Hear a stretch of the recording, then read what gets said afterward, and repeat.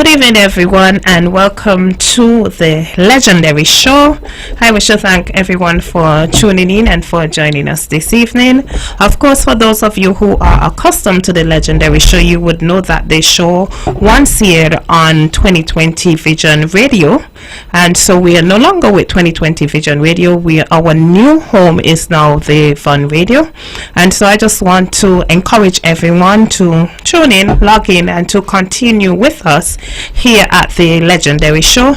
I just wish to update you. I am Cleon Stapleton-Simmonds, and my co-host, former co-host, still Nick Hamilton, he's no longer with us, and so we just want to thank him for his contribution towards the legendary show, and we do wish him all the best in his future endeavors. So yes, a legendary will now be aired on Fun Radio the first Monday of every month, and we are doing a special this evening because unfortunately we were unable to present the show on the first Monday of this month, which actually was a holiday, being that it was Labor Day. So before we get into the show, I just want to take care of a few housekeeping matters. As usual, I wish to extend happy birthday greetings to all those who are celebrating a birthday or an anniversary today or for the rest of the week. We wish you many congratulations. Also, I wish to say happy birthday in advance to my good friend Mr. Dave Simon, who will be celebrating his birthday on Thursday, 18th May. So happy birthday when it comes, Mr. Simon. I also wish in the same breath to express condolences to all those families who may be mourning the loss of a loved one during this difficult time. My thoughts and prayers are with Needy Walters and the rest of the Walters family there. I just on the passing of well-known Hilltop manager for many years, Miss Vanny, and so I hope and trust and hope that the family is doing well this evening, that they are coping, Nidhi and Lex and all of the others. I also wish to just say sympathy greetings to any person out there who is just mourning the loss of a loved one. We just want to encourage you and let you know that our thoughts and prayers are with you, and we trust and hope that you may also find comfort in the bosom of God. We want to say a special good evening to those who are hospitalized or any person who is just suffering from maybe some illness. You're not healthy, you're not feeling well. We just want to encourage you, and we trust and pray that you may feel better soon. So yes, I'm just waiting on our special guest this evening. This evening we have joining us is Mr. Leroy Paris Jr. Some of you know him as Junior Paris or the Steel Pan Man, and so he's our special guest. So we are just awaiting his arrival. But while I do so, I just want to really thank everyone for their continued love and support over the past couple months. As you know, it has been a very challenging time for myself, and as a young MP, it has really been an eye-opener and a learning experience for me. And for me, I take every single opportunity, every single experience as a part of my journey. It's a journey of growth, journey of development, and really the journey of life. And so I just want to thank all those persons who have reached out, whether you have text, whether you have called, whether you came to visit me. I want to thank you so much for your tremendous love and support.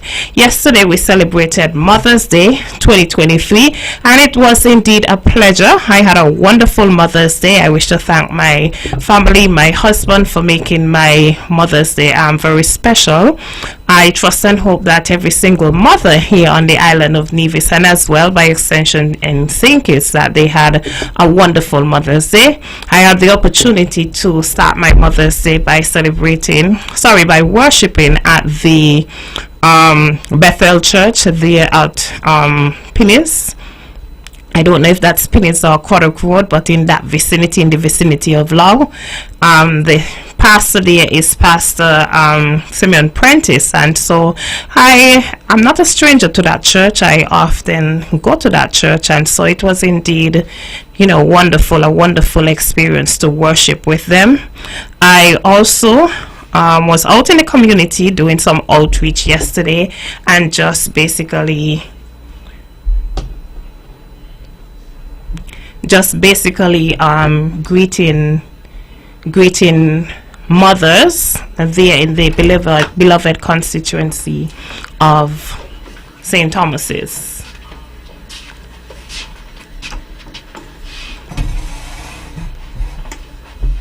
So we have Mr. Paris joining us. Just gonna give him a few minutes to to catch himself there. So yes, so we just it was indeed a very wonderful experience being out in the community, meeting mothers, being able to talk to them basically, and just having general conversations. And I was able to present them with some little tokens of appreciation, which I think most of them, if not all of them, really did appreciate. So yes, I just want to say happy belated Mother's Day to, you know, all of those mothers who perhaps did not get a chance to celebrate Mother's Day yesterday. Mr. Paris, welcome to the legendary show. I know it's not your first time, but it is your first time on Legendary at Von Radio. So we just want to welcome you. I want to thank you, first of all, for accepting the invitation to be on Legendary this evening. We're quite happy to have you. And for those of you who don't know, Mr. Paris is one of my most favorite persons in the world.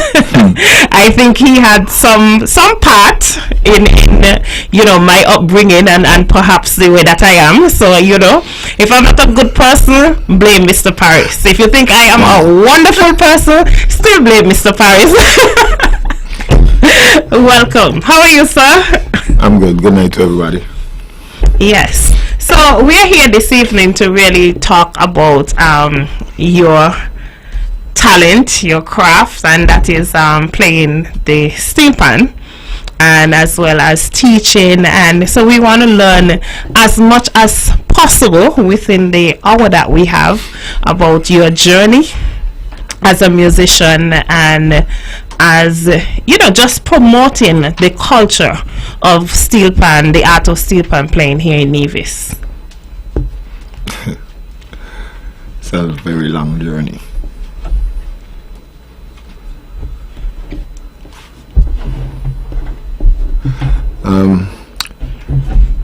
I could say my journey started from seeing my dad, my uncles play music. And one of my greatest memories, that some people might have said it would be bad, my father's youngest brother, he used to play steel pan in the United States, and he came home and he had his steel pan set in front of his door. I could remember, but I was 5 or 6 years old, and I climbed up on a juicy box to try to play his steel pan, and he went on so bad. But from then, I always wanted to play steel pan, just like them. I didn't get a chance to do that until when I was 17. So I've been playing for 36 years now. First to me it was like, you know, just following my uncles and my dad. But it turned out to be exactly what I love, with a passion, and was always willing to share it without a cost, you know. To do something that you really love as your job, it should make you happy, like how steel pan would make me happy every single time. And one of the greatest thing is to see students or anyone, you know, playing an instrument that you love and really making it sound good, so that at a professional level, without any length of time. So for me, doing all of that is a joy, especially when he was a teacher. Don't tell them about that. we are not going to share any experiences. Yeah, it wasn't that bad. Trust me. Really? No. At least I played songs, but I think y'all should continue. Definitely, you know, I really that is perhaps one of my biggest regrets, not really continuing and, you know, being able to take it further, even if it's just for, you know, leisurely activity. That is something that, you know, I really wish I could go back, and I wish I had some time to dedicate to dedicate to it. See, normally people tell themselves that they don't have the time. There is time. If you use 1 hour out of your day for lunch, you could use 1 hour out of your day for something else that you feel would be important to you, as long as it's something that's going to make you happy. And for me, I would have changed a lot of individuals who would be saying, oh, I can't do that, I'm too old, and, you know, there's no such thing. You know, I've had people who say I'm not musically inclined, and they come and they prove to me we're not musically inclined. But you always have to have some sort of remedy to fix that problem. So if an individual come and say, I want to learn to play the single tenor, but they don't have rhythm. Yes. You know, let them try it and let them see for themselves that it's going to take you a long time, and encourage them to move on to something else. You know, that would be much easier. Yes. And my process in doing that always turn out for the best. As if I come and normally choose my students and put them where I want them to be. And most of the time I'm correct. I'm not always correct. So after that, I just find places to put them in, instead of just telling them, hey, it's not gonna work. No, I don't do that. Try to keep them around. You know, eventually they would look and see, especially if it's a big group. You see other people playing, you want to play, so you try to catch on as much as possible. You know, so for me, I guess it's the love. Yes. For it, and just loving people. I love children. I love the older folks, so that works for me. The middle-aged children, I love them too, but it's easier for me to deal with younger children. Yes. Because, you know, it might take me a longer time, but we get along. Start to teach them about respect and all of that. When they're gone too far as teenagers, it just take me a long time. It's difficult. Yeah. But music on the whole is fun for me. Okay. You know. So tell us, like, how you started playing music in the schools. Started teaching. Teaching, yes. I would never forget this individual. Halstead Suti Byron. Yes. Yeah, a lot of respect for him. When they called me for the first time to interview me concerning steel pan in the schools, I could remember well. He had some individuals there that had a negative reaction to it, being that I'm from St. Kitts. But he didn't, you know, feel anywhere about that. For him, it was to get children in Nevis playing the steel pan. After that interview, it took some time, maybe like about 4 years, and then he called me again and he said, hey, we got to do this.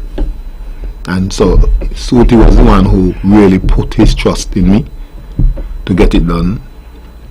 I could remember well, 1996, August 1996, we had our first steel pan workshop it lasts 13 days. And in 13 days, those children played 7 songs. Wow. For me, it was unbelievable, but they did it, and they made themselves proud, they made the parents proud, and definitely they made me proud. And that was, those children went on to form Nevis' first youth steel band, which was Wally Pan Vibration. And I just continued after that, and then I had a pause in between there. But I'm still doing it, and it's something that I love. Even if I stop, I'm doing it for the government in Nevis. I would do it privately. I don't know, I would get a lot of support. For me, it's not really just about teaching the children steel band.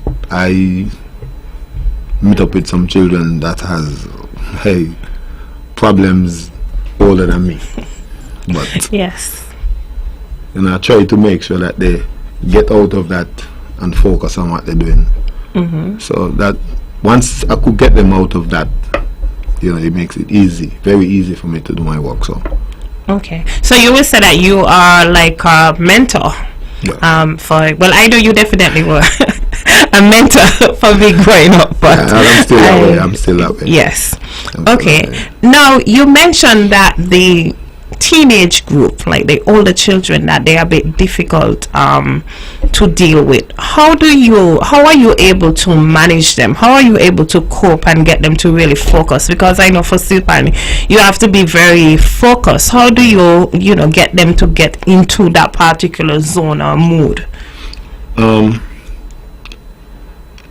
One of the most important things is to have children who really want to do it, not children who is being forced by parents or anybody else to come and play the instrument.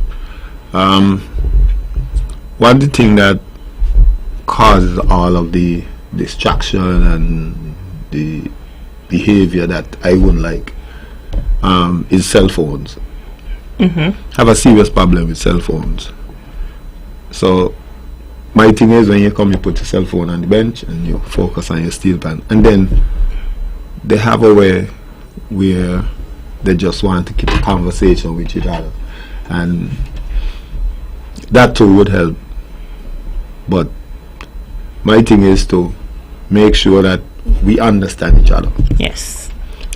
I am your tutor, could act like I'm your father, could act like I'm your best friend.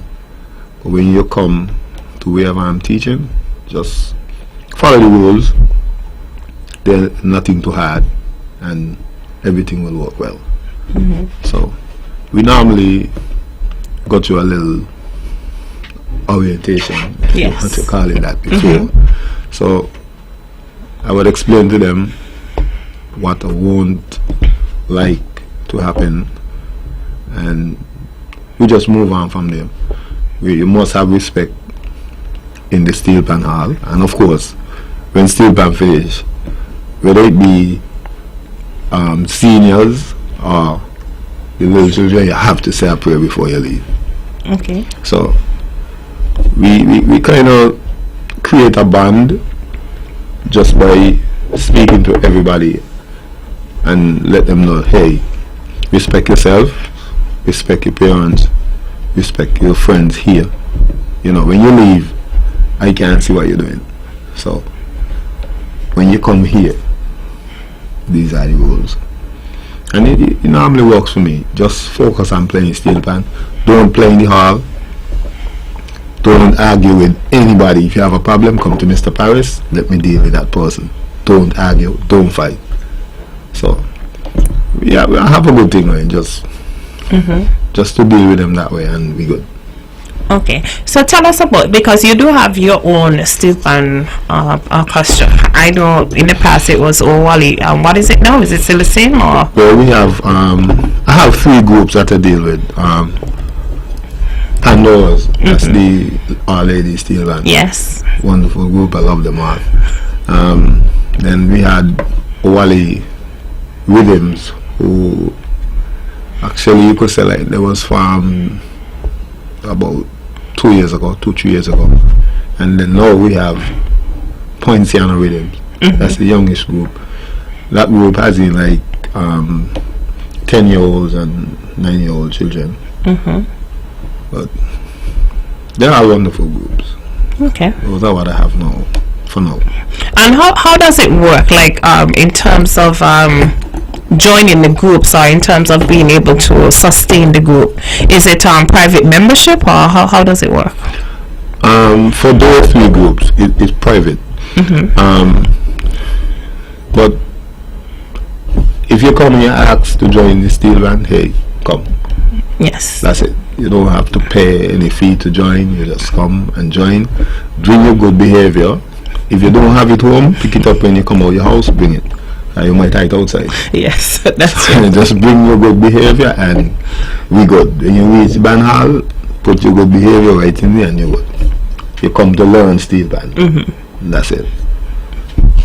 Okay, so from your experience though, in terms of the art of playing steel pan, just from your personal assessment, how are we doing as a country, as a nation? Is there room for improvement? Yeah, but Nevis from, let's say, about 5 years ago to now, we're doing great.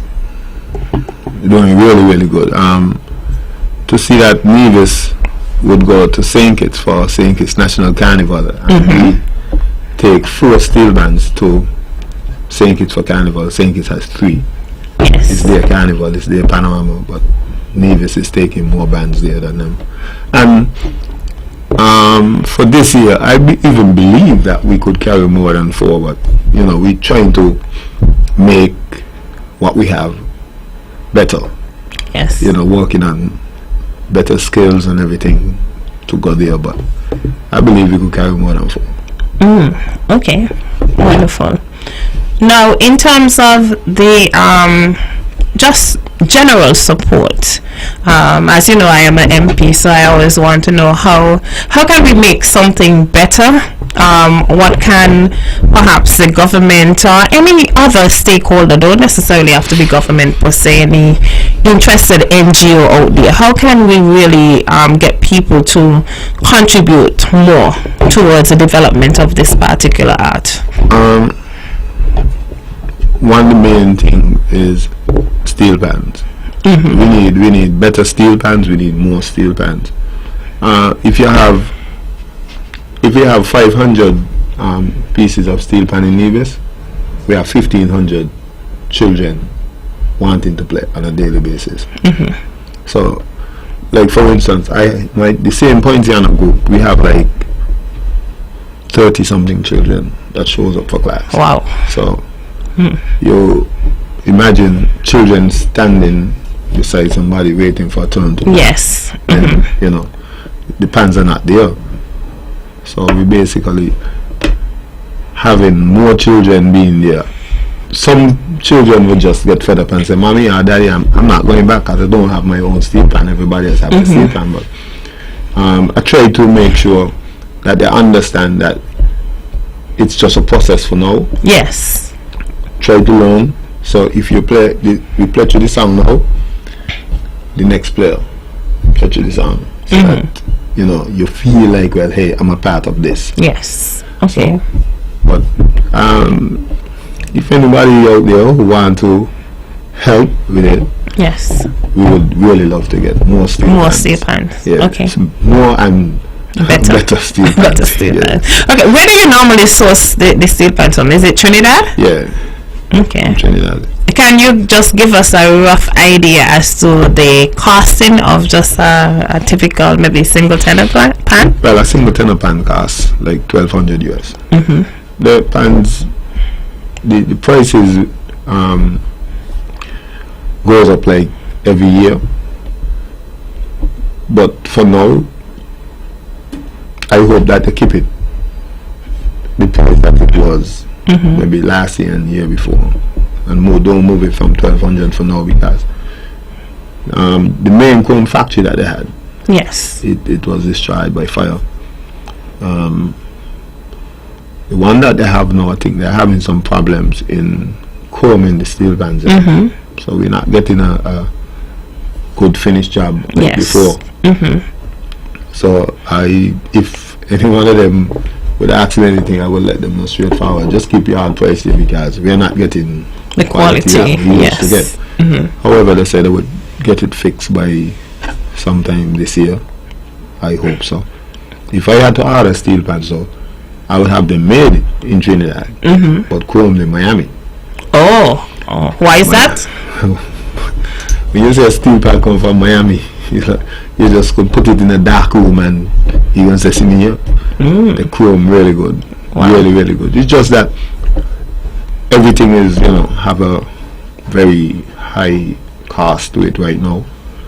So if you have to buy some pans in Trinidad and get them shipped from Trinidad to Miami, you still have to send them back to Trinidad for them to, or you could just send them here, but then you know how to bring the tuner. Yes. To okay.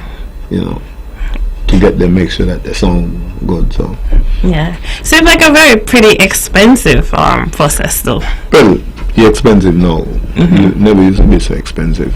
Okay. You could have take $40,000 and at least 5 schools in Neves could have a full-size orchestra, but not anymore. Okay. Wow, interesting.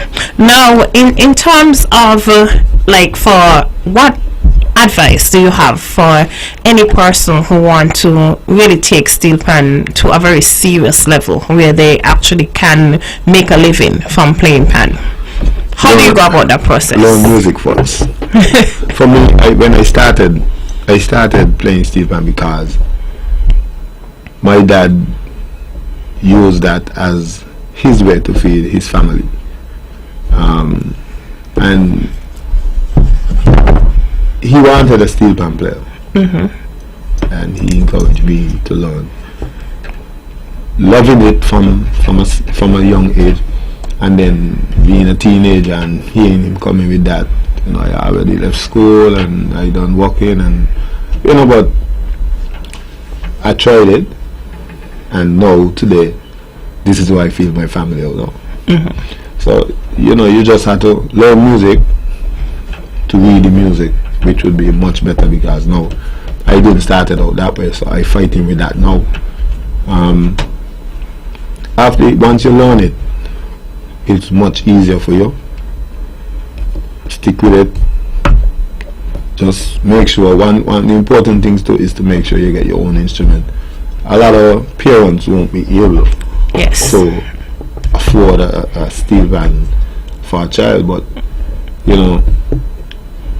if you realize that the child have a love for it, and whether it be me as the tutor, Mr. Patterson or Chevron as the tutor, once you could hear any one of us say, that the child have a bright future in it.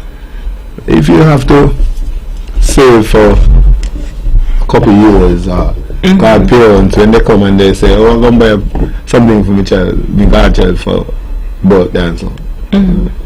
The godchild wants a steel pan. Yeah, they don't have to buy the whole thing.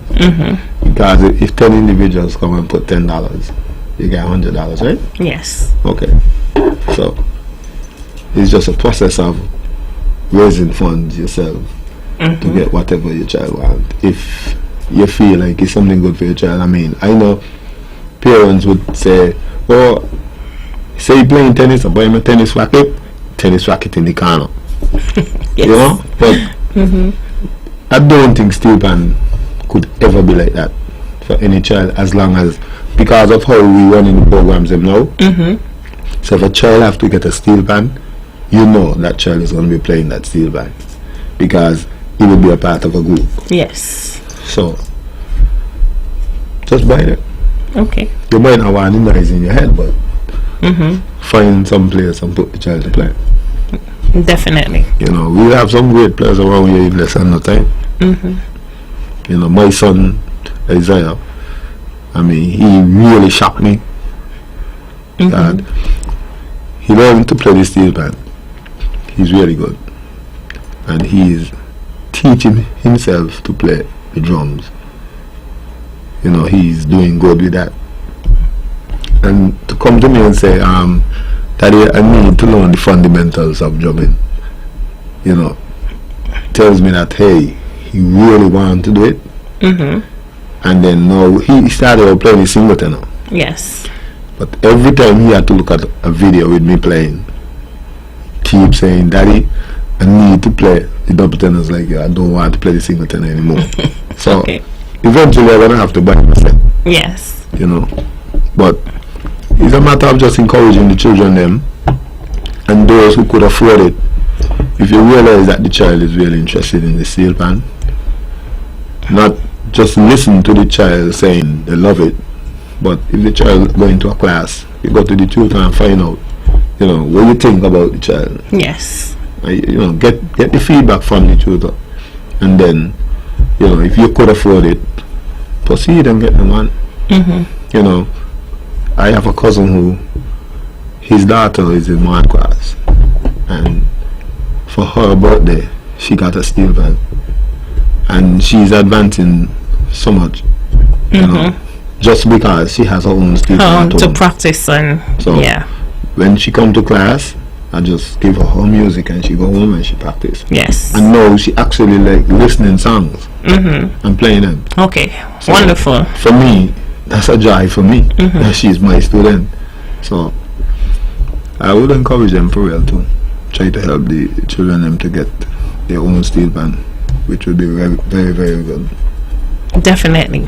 Now I want to spend some time, because we have an hour and we're not taking a break, but I just want to spend some time now for the general public to get to know who Junior Paris is. So tell us about yourself, not the steel pan musician, no, but Junior the person. So I give you that opportunity.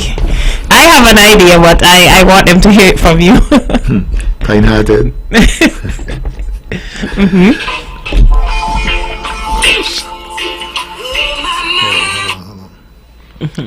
Kind-hearted. Yes.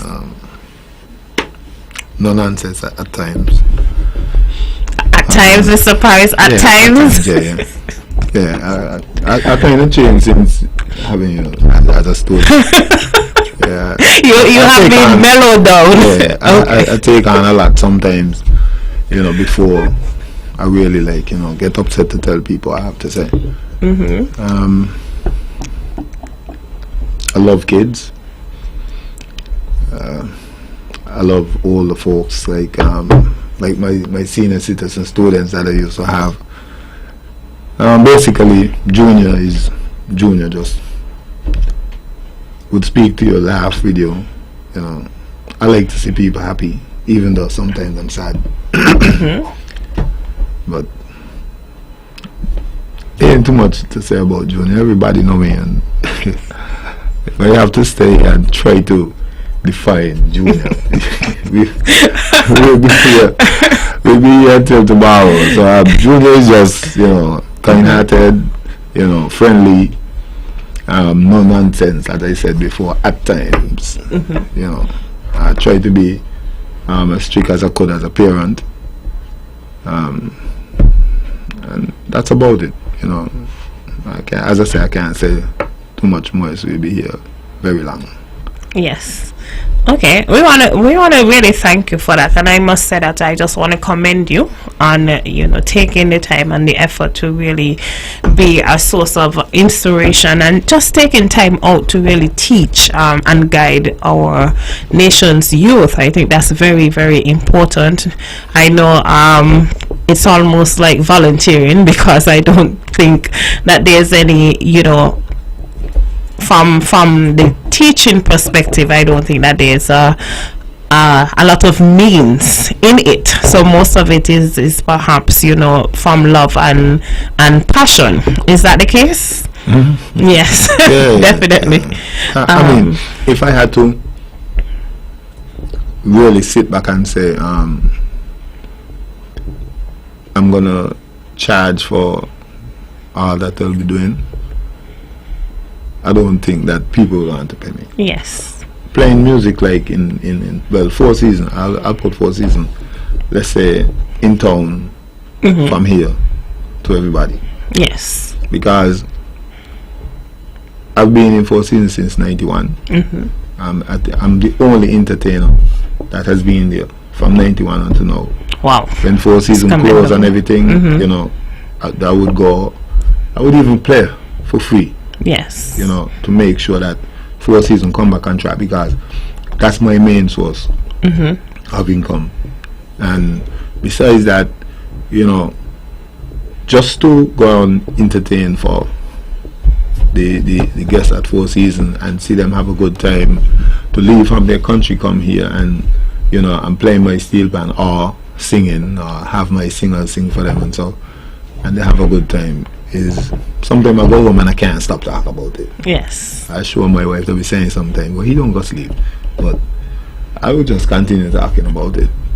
But you know, I don't think that people would be able to pay me, honestly. Sometimes people come and ask me how much it costs to do this job or whatever. I just tell them, listen, if I have to give you the price, you ain't gonna want me, so just tell me what you can afford. Okay. You know, I try to work with, especially people here. Yes. I try to work with them as much as possible. I didn't pay anybody to learn. You know, my dad started teaching me from his guitar. He's a good guitarist, so he would pick the notes them, and you know, I'd play them. It actually took me 2 weeks to remember where all the notes be in my two hands. Okay. Wow. So that made me feel good to know that, hey, I could do the same thing too for somebody else. As I said, I don't think people would have been able to pay me. You have people who out there who would just decide by, I had a hard time to learn, and everybody else gonna get a hard time to learn. People had to pay me because, you know, if you don't come and mess with my instrument, I do not have to worry. I'm teaching your instrument, treat it with love. Yes. And we good. I'm coming to entertain for you. Don't touch my instrument, and we good. Even if you call me to play for you for free, I think sometimes I play better when you call me to play for free. And I would stand behind I hate to set up my steel pans and wait this 1 hour, 2 hours, and you know, like, just tell me play from the beginning until whenever my turn comes. Okay. And I just love to play, so putting a price to it, it'll be very hard. You know, Four Seasons, as I say, you know, is my main source of income, so I go and entertain for foreigners who come here to have a good time through Four Seasons, and I would have to charge for it. So I would say I'll let that be that, hey, I had this from here, which is Four Seasons, so how somebody call me and ask me to play for them, I'll come and play, just put some gas in my vehicle. And to be honest, some people, when I mention that to them, I myself to be shocked, because I'll put like maybe $100 or $50 in my vehicle, and I say, just put some gas in my vehicle, and they'll like give me an envelope and kind of like $200. You know, I wasn't even looking for that because I'm not charging you. Yes. So if any of them out there listening, even though I would have said thanks before, you know, making sure that I mention it, you know, on the media, so that you know, your thought was well appreciated by me. Okay. Grateful for that, and I must say that, you know, Mr. Paris, he is a man of his word, and he played at my wedding. You remember that, Junior? Many moons ago. I can't believe that. Yeah, that was really, you know, one of the best wedding presents, you know. Well, it was my best wedding present. So I just want to thank you, and I want to thank you for your continued love and support over the years. You know, I still say Mr. Paris, forgive me. Always. So you never ever, and never hear you call me Junior. Yeah, and you always, we could be in church or whatever, as long as a crowd of people come around and they start to speak, you always say my favorite teacher. So Definitely. You know. You see, that is the impact, because sometimes, as you know, as teachers, you don't really know the impact that you may have just taking the time out to mentor somebody and to ensure that they stay on the straight and narrow. You know, for me, I didn't grow up with my biological parents. My mom died when I was 2 months old. I was raised by my grandmother, and I did not live with my biological dad. So to have, when I come to sleep, and to have that discipline, you know, so to speak, you know, it's something that, you know, I grew and learned and perhaps understood when I got older, that it at that time it was very important, because it was helping to mold and to shape me into the person who I am today. And you know, a lot of time people say, okay, where do you get your strength from? I said, well, I had some very, very good teachers. So, you know, I don't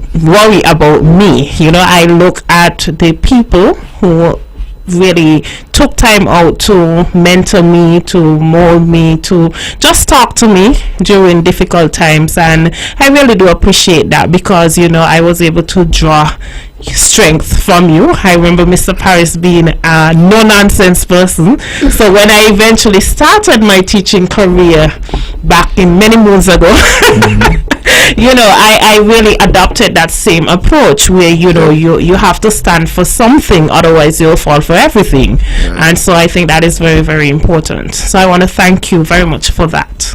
You see, once you continue doing that, like I would tell some of the teachers, I mean, especially Charlestown Secondary,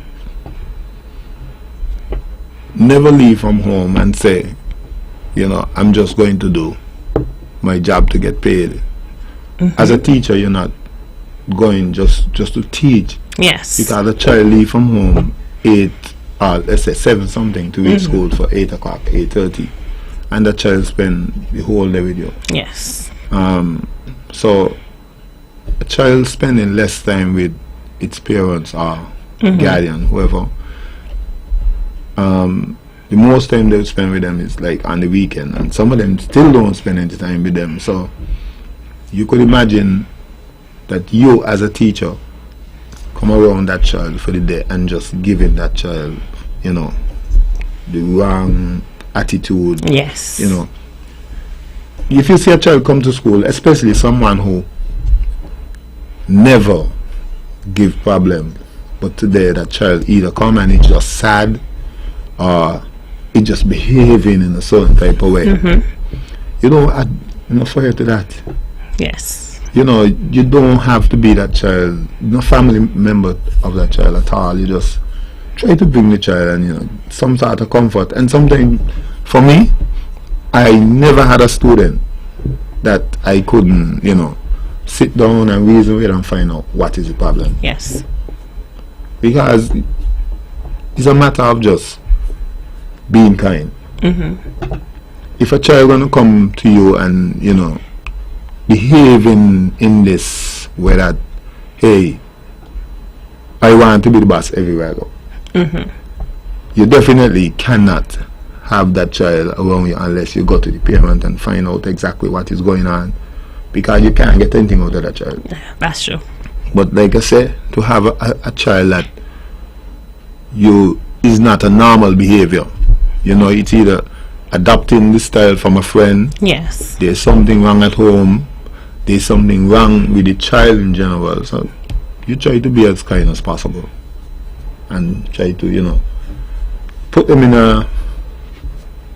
a zone that they would feel loved. And you get to find out, you know, hey, there's something bothering a child that the parents don't know.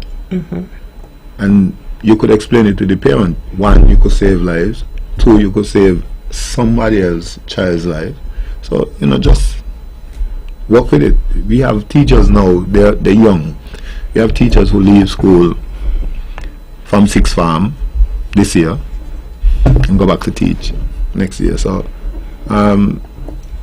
students in the school who was in 4th form, especially, because when you're in 4th form you start feel like you're a big man and big woman now.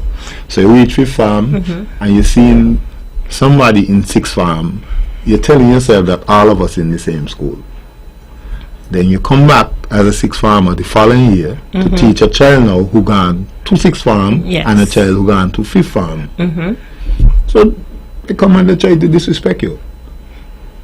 I really believe that I know we need the teachers, but I think we need to take some time out with the young individuals and have someone who would just do something maybe weekly, maybe one day on the weekend, have all these teachers come and, you know, go through a process with them where you understand that you may have been a friend with that person last year, but you're a teacher now, so you got to make sure you make that person understand that, hey, I'm a teacher now. You have to show me respect as a teacher.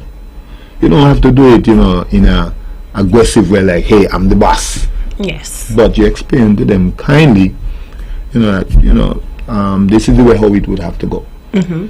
But I don't think we have the proper training here for teachers. I think one of the things was I could remember from my experience at Charlestown Secondary School. I remember one day I was passing a particular class, and the class was just rowdy, out of order. I couldn't even believe that a teacher was in the class. I really thought that there wasn't a teacher. So I was going to the class wondering, okay, why are you guys making so much noise? And then I saw a teacher standing in front of the class, and she couldn't get them to settle. And so she's there shouting, you know, settle down, and obviously no respect. So I go in the class and everybody find a seat. Everybody quiet, everybody sitting down. Right? And so I said to her, you're young, and one of the first things you do, you don't ever start your class until every John man in their seat and everybody quiet. And even if it means you have to stand there for 40 minutes, you do that every time until they get the message. And eventually they would. Because at the end of the day, they are wasting their time. So later on I saw her and I said, how did it work? She said, I only had to do it one time and that class settled down every time they see me. I said, yeah, that's how you know, you have to demand that respect from them. You see, you have students that will be in classes who I know definitely they want to learn, but because of the distraction in the classroom, you know, it makes it bad for them. No, just like you said just now, stand there if you have to stand there for 40 minutes. No, I am a student in a class and I want to learn what you're supposed to be teaching today. Yeah. And everybody's making noise, and because of them I have to stay there and learn nothing today. And come back tomorrow, learn nothing tomorrow because of these children. But like I said, we have to find ways to teach our teachers them. Not just the teachers them. Young people in general who goes to different businesses to work. Yes. Because you have some of them really, you know, kind-hearted and, you know how to deal with a situation. But then you have some of them who tell themselves like, well, I don't learn is your business if you ain't want to learn. That's a very, very, very, very bad attitude to have as a young person who would have learned and know you or someone who teaching. You have to make sure that when children leave school, even if they are not the best coming out of the school, they have a certain type of respect for you as a teacher. By I tell yourself, by Mr. Paris try by I was the one. I failed Mr. Paris. Yes. And I failed myself. Don't let me that Mr. Paris fail you. That, you know, the child just look at you and say, bye, he was a bad teacher. I couldn't learn nothing from him because, you know, he wasn't teaching anything. You know, try your best and, you know, work with the children. And that's the same thing I'll do with my Steve Van program.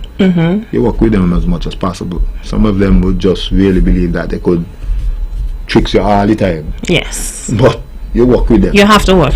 Definitely work with them. I remember I was teaching a class. It was a A3, and they were not A3 students. They were very brilliant. Like some could have been A1, some A2, but they were demoted because of bad behavior. That group just, you know, they were just. And I felt that, you know, children should not be punished in that way, because sometimes, like, you put them down in a lower stream, but by doing so, they may not necessarily get the attention or the quality of teaching because they are in that particular stream.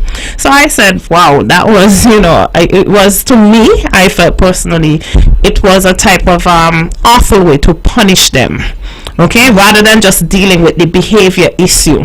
But nevertheless, I went in and I taught them English, and I realized that they were extremely bright. It was a very, very bright class. Like, they were not slow in any way. Every single subject area, they were willing to work. And so I took my time out to try to understand, well, okay, you don't have academic issues, so what other problems are you having, why your behavior is like this, to the extent that you're being punished in this way? And I found that they just needed, adults to just take the time out to talk to them, and surprisingly, I just saw something on social media maybe last week. One of those students was Mr. Brandon Powell, and Brandon just recently graduated from Monroe College. That's right. And I was like, wow, you see, just imagine if they didn't have teachers who took the time out with them when they were at that particular stage, because they were demoted to 4A3. 4A3 really is the end if you don't show that you have the potential and the ability to continue. You'll be leaving school. And so that is the reason why I did not agree with that type of punishment at that stage, because I felt, wow, it couldn't really have a significant impact on those children's lives. So I took the time out with them to, really get them to calm down and to get them to understand that, listen, this cannot be the end for you. You have too much potential. You guys are too bright. You're not even A3 material. Some of them weren't even A2. They were literally A1 students. They had that capacity. I remember my cousin Jean Amri was in that class, and it was a set of them. When you look at their lives now and how they turned out, you can see that, wow, really could have been an experiment that could have gone really, really bad for these children. Well, you see, you said something earlier in the area of them not getting the right teaching because of where they are. If I had, decided to continue teaching in schools, I think I would have been one of the best teachers out. Because you could imagine you have 100 students in a school, and 60% of them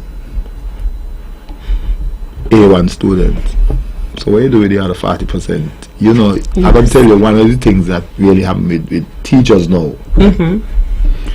Most of them, they just want to hear, oh, you're a great teacher, your student gets all A's. But what happened to the student who can't even get a B? Yes. It's better to go and take a student who is sailing and the early F and whatever, and take time out with them. You're not going to get all of them to, reach up to the level that you would like them to be. But take time out and work with them. Like, for me, I work with NCDF, and I started some classes. I work from Monday to Friday. I have a extra class. 4:30, you're supposed to finish 4. From 4:30 to 5:30. And if the other group say they want to practice on that night, I am going to have the class with them once I don't have to go to Four Seasons. On Saturday mornings, I do the same thing and do it in the afternoon. On Sundays, I have classes. And when I realize by children who were just really giving up, they're playing much better now. Yes. So I have them, that little extra class is helping them instead of just coming for the 1 hour, because that is the time for schools. Yes. The primary school only 1 hour, and sometimes, they will get there, let's say, quarter past the hour. And I have to try and rush as much as possible to get them, and that's 1 hour per week. So it's kind of difficult, to get them to learn as much. I would want them to learn, but yes, it's the same thing with teachers. I understand that you have to go home and you have to prepare stuff for the next day, or you may have books to mark and so. But if we get some teachers who are willing to, let's say, let us try something and take, let's say 10 teachers, and we're going to use 20 children from different areas and just give them to these teachers. Now these teachers have to be individuals who are willing to yes, make the best out of the worst. So we're going to get a child to start to learn to read, because sometimes it's not really that a child can read. It's children who just don't focus at all. Yes. If you put down a piece of paper in front of them and say, I need you to read that for me. If you hear, you look around, and by the time they come back, the last, so they're going to call in something out of the way. definitely. So you have to, just get some people to work with them in the best way possible, and it will work. I remember this, a little girl at Charleston Primary, and after I did all that I did to make sure that she could spell her name, yes, I found out it's my cousin. When I first started steel pan over there, I realized she just was not counting straight. She always off. She dancing and everything, but she just saying counting to 4. Play the beat for 4. She dancing and everything, but she won't play to 4. And then I called her and I said, "What's your name?" And she told me her name. I said, "Spell your name." And she that was the moment she laughed. And I said, "Listen, from today, every time you come class, you're gonna spell your name for me." So I wrote it on a piece of paper, and just go through a process, yes, make sure that she understand the letters. Because I could remember some people would watch if and say it. yes, So it's the same thing, it's just a kind way. You don't have to always, when a child say, I watched my sister get licks for about 2 months to spell milk. M-I-L-K milk. M-L-K milk, mommy. My older sister and my sister leave from school and went to be a teacher too. She was really following. So yes, it's just a matter of being kind-hearted, to the children them, and see the best way possible. All right, so we are coming up on the hour of 9 o'clock, and our special guest this evening was Mr. Leroy Jr. Paris. Mr. Paris, so happy to have you as our first guest at our new home at Fun Radio. Yes, and it was indeed a pleasure to have you this evening. I trust and hope that the information that you shared, that it was informative and enlightening to some, and now everyone perhaps have a better understanding. And I just want to thank you for your contribution that you are making, and you perhaps will continue to make for a very long time, to the art of steel pan playing here on the island of Nevis. So I just want to give you a few seconds to say any final words that you may have to the listening and viewing audience.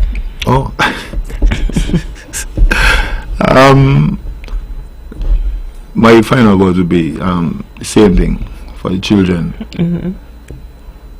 You don't have to be a child's parent, cousin, brother, sister, whatever.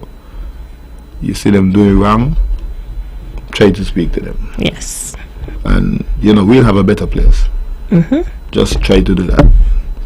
Even when you see them with their shut out the pants going to school, talk to them. All right then. It helps. Yes, it does. So thank you very much, and remember, Legendary is every first Monday of the month here on Fun Radio. Thank you so much for tuning in, and we'll see you next month. The views and opinions expressed on the preceding program were solely those of the participants and do not necessarily reflect the views of the Nevis